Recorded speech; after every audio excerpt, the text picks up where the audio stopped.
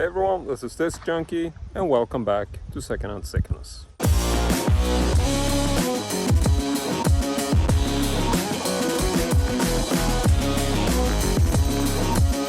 So, I mean, you already know what time it is. It is Saturday, it is vacation times, and I'm just, spending every sort of free weekend at my favorite car boot sale. And yeah, it is absolutely packed as usual. Quite a good weather, not as warm today. It's a bit breezy, so it's pretty good. But I'm going to hit the tables and we're going to see what we can find. All right, sweethearts, you heard the man. Check the mic and make sure it sound right, boys.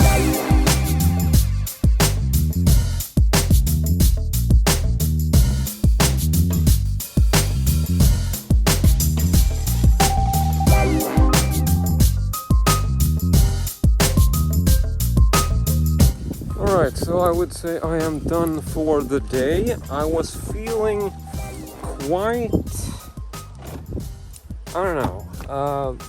not very optimistic, I gotta be honest, because as I was walking around, I wasn't really finding anything, and I'm basically going through the whole car boot sale feeling like there's really nothing here. It's such a big car boot sale today, so many people here, but I'm not finding anything. And then when I'm through maybe like 70% or something, I suddenly find like one thing, and then I find another and another, and all of a sudden I actually get a small batch of stuff, which I actually think is really cool, which I hope you will enjoy. So we are going to drive back actually in the Jeep today for once, and well, then we're gonna go through all the stuff I found, so just stay tuned. Alright, so I am back in the man cave, and I think it's high time that we check out today's finds. And for starters, I thought we would actually look at something which has a very special place in my heart, because this is a very sort of nostalgic item for me. And that is this very random find, which is a small little robot figure. Now, most people will probably not even know what this is. I don't think you will recognize it, because I don't think it's a very sort of famous or common or even well-known figure. But for me, I saw this in a box of toys and I was instantly just taken back to my childhood years, because you might not know this, but if you've watched some of my man cave videos, you might have seen that this is actually a figure which I already own. The thing is that I actually had this when I was a kid, and I still have that very toy figure, except that it's been very sort of beaten up over the years. And as an adult, when I found this in a toy box just a couple of years ago, brought it back or brought it down from like the attic or whatever, he was broken. You can see there's some plastic pieces missing. He didn't have all his wheels, he actually just had 2 wheels left. And I thought this was such a shame, because I had such sort of loving memories of this from when I was a kid. So it was really a shame that I didn't have all the wheels, and I didn't even know what kind of toy this was. And I guess I didn't even think to check the bottom to see what kind of figure this is. But I did check this today, and as it turns out, this is actually a Playmobil figure. This was released in 1983. And if you look closely, you might be able to actually see the little copyright there. But yeah, like I said, this is Playmobil, released in 1983. So it is actually a vintage figure. And I think this was part of some sort of space exploration theme. And there are, in fact, various versions of this exact robot. They essentially used the very same mold for it, but changed some of the colors around, which is something I only realized today when I started Googling this. Now, the collectible value on this isn't really anything. I think you can probably get these for 10 euro or something. I didn't pay much at all. I basically paid 1 euro for it, so I definitely thought that was a good deal. And he still has all of the wheels intact. Looks to be in pretty good shape. Now, I will say that he should actually have a couple of accessories. There should be a little antenna thingy, and maybe like a thing that it's holding, like some sort of metal detector device. But I don't really care. I just thought it was really cool to see this figure, which I loved so dearly as a kid, and now being able to actually display it next to my old little broken figure. So I guess he sort of got a pal today. So that is the first find of the day, and I guess we can just let him sit there beside them so they have a little bit of company. Now, next up, I want to talk about a VHS find, actually. And this is really unusual because, like I said, generally I think that VHS finds are pretty unusual. I know I found a whole batch, like in, the last video or a couple of videos back, But it is generally very uncommon to find VHS tapes at flea markets, or at least finding the old rental copies that I really want to get. But today I actually stumbled over a single VHS which I really wanted, and this is something which has actually been on my want list as far as Swedish rental copies are. And it is a film which is called Have a Wonderful Life, or Ha ett underbart liv in Swedish.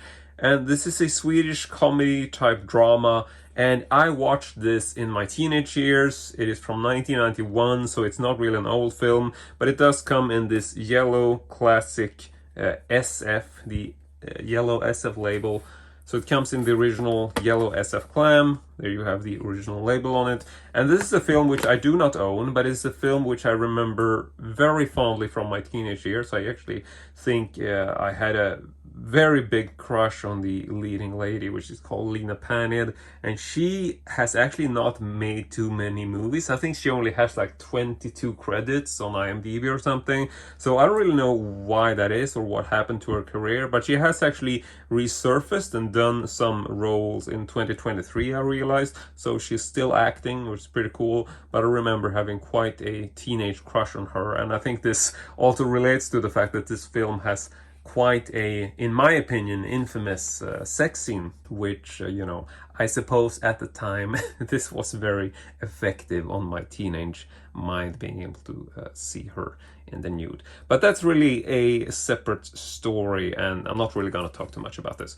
But a very cool find, and I only paid 5 Swedish crowns for this, which isn't even €1. So definitely worth that. I would say that this is probably valued at around, I'm guessing, €10 thereabouts, if you're, you know, talking Swedish general collectible value for people who collect videotapes. For most people it's not worth anything, but to me this was definitely one of the coolest finds of the day, actually being able to grab this. Now, another little side note about this is that if you look closely, you'll notice that the writer of the screenplay for this film is actually Hans Hartwig. You actually see his name down there. If you don't remember, Hans Hartwig was essentially the special guest which appeared on this year's VHS Collectors Gathering in Sala, so that kind of an interesting detail, which I didn't really know until I went to Sala and watched the interview with him, but that is kind of a fun detail which I never really picked up on.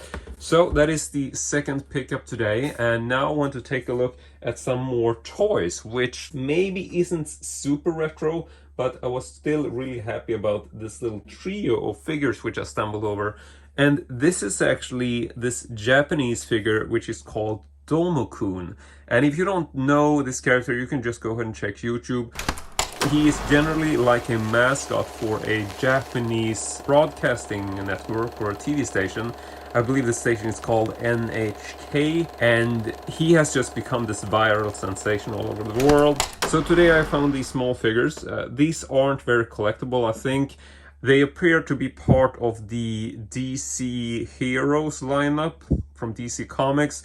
So it's like these mini Heroes figures. They shouldn't be confused with the Funko Pop figures, because I noticed that Funko Pop has essentially made some very similar figures, but these are probably more detailed because they basically have like a much more sort of three-dimensional mouth, where it's actually a cut-in for the open mouth and not just a flat print like this. So, I mean, I don't know if the Funko Pop figures are more collectible, I don't really care. And I would generally say that these figures would probably go for maybe like €7 thereabouts. I don't think they have any sort of extreme collectible value, but I got these for roughly 30 Swedish crowns per figure. That was the price that the seller wanted, so this is essentially €3 per figure, which I think is an okay deal. And so we got the Riddler, obviously, Domo-kun dressed as the Riddler. Then we got the second one, which is dressed up as Superman. Also, like I mentioned, there's a very similar figure released by Funko Pop, but I think it's pretty easy to tell the difference because the Funko Pop figure has the cape running over the arms, I believe, and generally just is much more articulated in that, you know, I think the Funko Pop figures can move the arms, whereas these figures just are very static. They can't really move anything. They're just very sort of solid figures, even though it actually looks like they should be able to move because there's definitely like a seam there, but no, they are very much just solid figure with like single pose. And lastly, we got a Domo-kun dressed up as the Flash. So this is definitely part of a series. I don't really know how many more there were, But overall, I just saw these three and figured, like, you know, for 30 Swedish crowns a piece, I think that was an okay deal. And I actually made a small bundle, so I got these three, and I also got one more item. So I bundled this to get a better price. And the last item of the day, which I picked up, is actually something which I thought was a He-Man figure, but it turns out it's actually not. It's very similar to He-Man figures, but this is actually something different entirely. And this is a, believe it or not, Transformers figure. This was part of something which was called the Pretender series, where you essentially have these kind of odd static type figures. The only real sort of gimmick about them, they can't really move aside from moving the arms, is that if you take this little sort of helmet or mask on the head, if you take that off, then you can actually split this figure in half. See if we can do that. There we go. And so the original plan, or basic idea behind this lineup, is that you would have these minor sort of Transformer type droids which would hide inside this body. I have really no idea as far as the success of these, if they made any kind of money or how many they made or whatever. I really don't know anything about this. I just saw this figure and thought that, you know, it's a cool guy with a mustache and a helmet and a sort of almost Mad Maxian type look to him. Very sort of weirdo mashup thing. Plus I like the helmet. So this was something that the seller wanted 80 Swedish crowns for.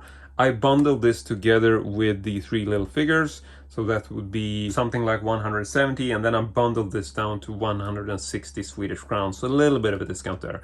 So that is essentially everything I bought today. I can mention that this figure, just in case you want to know, I believe the character is called Stranglehold. He was released in 1988, so it is fairly vintage figure. As far as collectible value, I don't think this has any huge money in it, but I would definitely say that it's probably worth more than the 80 Swedish crowns I paid for it, which is roughly 8 euros. So yeah, definitely a cool item to have on display, and generally feeling very happy about today's pickup. But that is essentially it. So we got the two little, well, actually one little toy, and the other is just left over from my childhood. And then we got the videotape, the three little Domocone figures. So I want to say thank you very much for watching. I really hope you enjoyed this video, and as usual, hope to see you all next time.